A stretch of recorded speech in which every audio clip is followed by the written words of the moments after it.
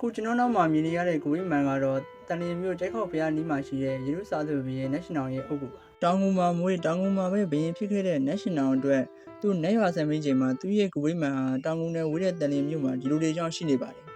National ကတက္ကရာ982ခုနှစ်မှာတောင်ငူထီးနှံကိုဆက်ခံခဲ့ပေမဲ့တနှစ်တောင်မပြည့်သေးတဲ့အချိန်မှာညီကိုဝမ်းခွဲတော်ဆက်တဲ့အင်းဝဘုရင်နောက်ဖက်လုံမင်းကတိမ့်ပိတ်သွားပါတယ်